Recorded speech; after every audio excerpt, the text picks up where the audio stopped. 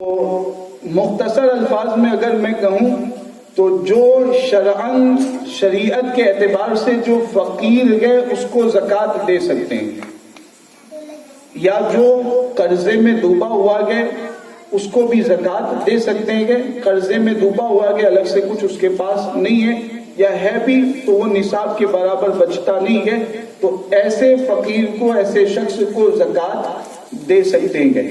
لیکن آپ حضرات جانتے ہیں کہ ہمارے یہاں فقیر ایسے بھی آتے ہیں کہ جن کے پاس دو مکان ہوتے ہیں، ایک مکان میں خود رہتے ہیں، دوسرا مکان کرائے پر دیتے ہیں۔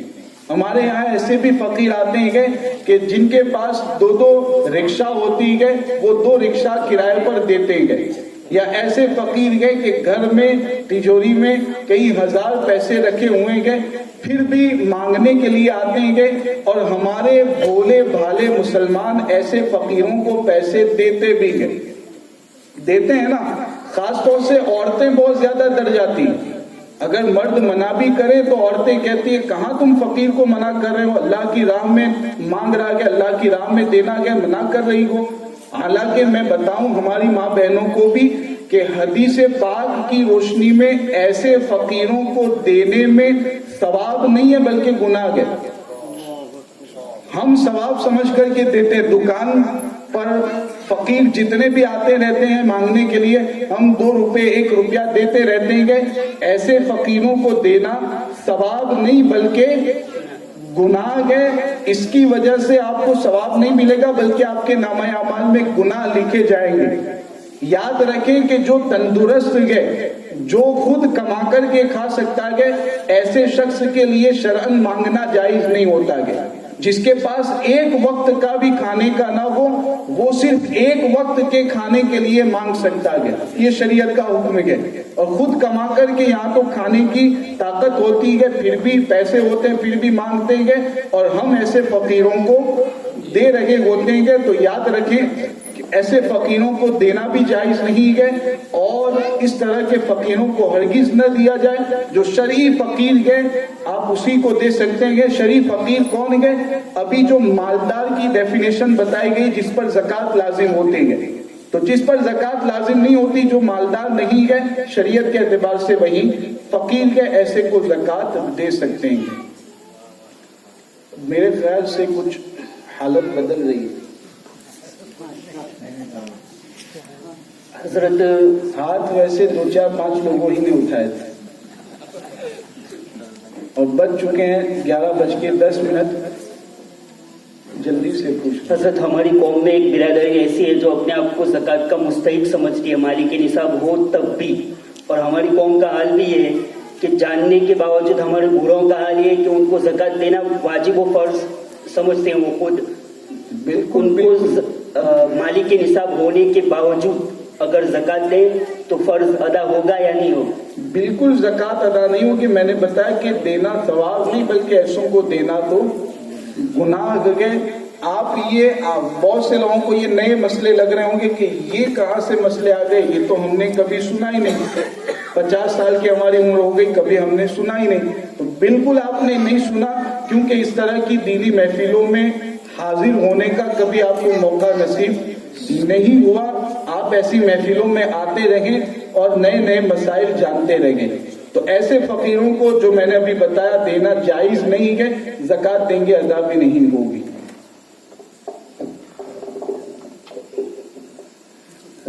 حضرت دوسرا ایک سوال یہ ہے کہ کچھ جس طریقے سے ہماری قوم میں ایسے لوگ ہوتے ہیں کہ رمضان کے اندر زکوٰۃ وصول کرنے آتے ہیں، حالانکہ ان کا حق نہیں ہوتا ہے، لیکن آج کے دور میں کچھ نان مسلم بھی ایسے ہوتے ہیں جو رمضان کا انتظار کرتے ہیں، برقع وغیرہ پہن کر، ٹوپی وغیرہ پہن کر گلی گلی جا کر مطلب اس طریقے سے مانگتے ہیں، تو ان کو دینا کیسا، اور ان کے لیے کیا راہ اختیار کیا جائے کہ ان تک نہ پہنچے؟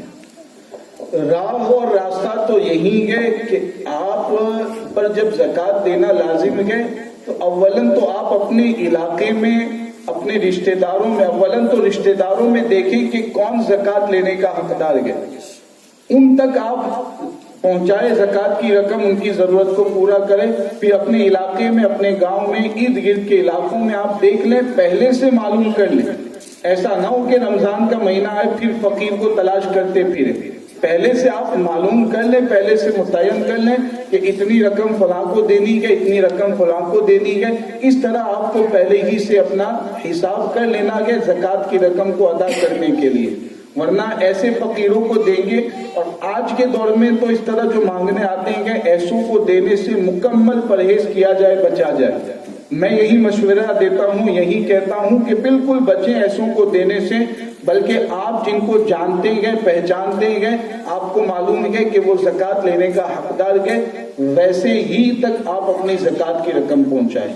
روزے کی حالت میں احترام ہو جائے تو احتلام یعنی جس کو انگریزی میں نائٹ فال کہتے ہیں, یعنی سو رہے تھے اور کوئی برا خواب آیا اور اسی حالت میں منی نکل گئی, غسل فرض ہو گیا. تو روزے کی حالت میں احتلام ہونے سے, نائٹ فال ہونے سے روزہ نہیں ٹوٹتا کہ روزہ باقی رہے گا. اب ایک سوال عوام کی طرف سے بہت زیادہ آتا ہے کہ عوام جتنی بیٹھی ہوئی ہے اس کو توجہ سے سنیں, کیونکہ عوام کی طرف سے ہی سوال آتا ہے کہ غسل جب کریں گے, حاجی صاحب غسل کریں گے تو غسل کرتے وقت یہی بتایا جاتا ہے کہ پہلے کلی کرنی ہے اور غرغرہ کرنا ہے. یہ بتاتے ہیں کہ غرغرہ کرنا ہے. اب ظاہر سی بات ہے غرغرے کا مطلب حلق میں اچھی طرح پانی اتارنا ہے. تو جب غرغرہ کرتے ہیں تو کچھ نہ کچھ پانی تو اندر چلا ہی جاتا ہے. تو روزے کی حالت میں چلیں, احتلام اور نائٹ فال سے آپ نے بتا دیا کہ روزہ تو نہیں ٹوٹتا ہے, لیکن اب روزے کے بعد نماز بھی تو پڑھنی ہے اور نماز کے لیے غسل کرنا ہے, اور غسل کریں گے تو غرغرہ کرنا ضروری ہے, یہ ہمارے یہاں سمجھتے ہیں. تو غرغرہ کے بغیر تو غسل ہوگا نہیں, تو اب کیسے غسل کیا جائے؟ تو یاد رکھیں کہ یہ جو غرغرہ کرنا کہتے ہیں, حلق میں اچھی طرح پانی اتار کر کے صاف کرنا گلے کو, تو یہ غرغرہ کرنا ضروری نہیں ہے, یہ سنت ہے, بہتر ہے, تاکہ اچھی طرح حلق تک پانی پہنچ جائے. لیکن جب روزے کی حالت میں آپ گئے غسل کر رہیں گے تو اب غرغرہ نہیں کرنا گے, بلکہ منہ کے اندر پانی پہنچا کر اچھی طرح پانی پہنچانے کی کوشش کرنی ہے, اس طرح کہ پانی کا ایک قطرہ حلق کے اندر, پیٹ کے اندر نہ اترے. اس طرح کوشش کر کے اچھی طرح پانی پہنچا دیں گے, غرغرہ نہیں کرنا ہے تو کلی کا فرض ادا ہو جائے گا. ناک میں پانی چڑھانے میں بھی اس کا لحاظ رکھنا ہے کہ اتنا اندر نہ چڑھائیں گے دماغ تک پانی پہنچ جائے, ورنہ اس سے بھی روزہ ٹوٹ جائے گا. پانی اندر احتیاط سے پہنچا دے, پھر پورے بدن پر پانی بہائے, غسل ہو جائے گا. اس طریقے سے روزے کی حالت میں غسل کر لینا ہے. بچوں کی شادی کے لیے پیسے جمع کر کے رکھے, ان پیسوں کی زکوٰۃ نکالیں یا نہیں نکالیں؟ بالکل, اگر وہ پیسے زکوٰۃ کے شرائط ان پیسوں میں پائے جاتے ہیں تو ان پیسوں کی بھی زکوٰۃ نکالنا ضروری ہے.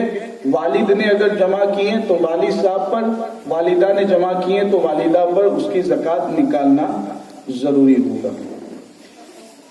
حضرت, عورت جو میکے سے سونا چاندی لائیے اپنے فقیر شوہر کو اس کا مالک بنا دے, تو اب زکوٰۃ کس پر ہے؟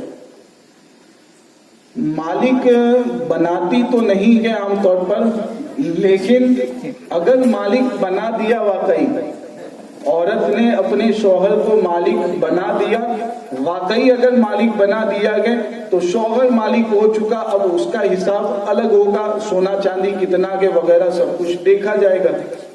تو مالک بنا دیا تو شوہر کو حساب کرنا ہے, اس کے اعتبار سے زکوٰۃ رہے گی. عورت ہی کے پاس ہے تو عورت کے اعتبار سے زکوٰۃ ادا کرنی ہے.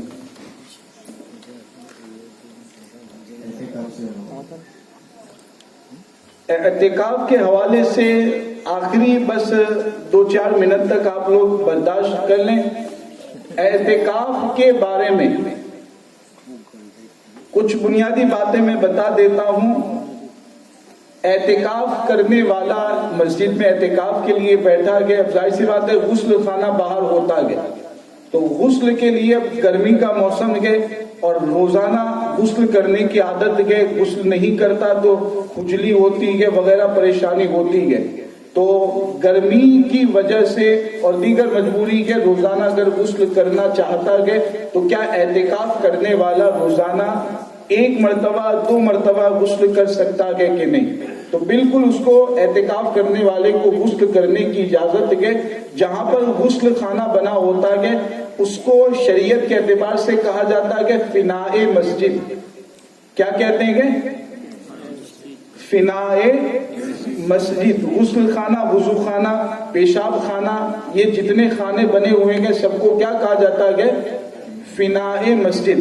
اور فناء مسجد کا بھی حکم یہی ہے کہ اعتکاف کرنے والا فناء مسجد میں آتا ہے بغیر ضرورت کے بھی اگر آتا ہے تو اس کا اعتکاف نہیں ٹوٹے گا. ہاں آنا نہیں چاہیے ضرورت کے بغیر، وضو خانے میں، غسل خانے میں نہیں آنا چاہیے، لیکن وہاں اگر آتا ہے تو اعتکاف نہیں ٹوٹے گا، لیکن آنا نہیں چاہیے. تو فناء مسجد میں جو غسل خانہ وغیرہ بنا ہوا ہے غسل کرنے کی حاجت ہے یا غسل کرنا چاہتا ہے تو کر سکتا ہے، اس میں کوئی حرج نہیں ہے. ورنہ مسجد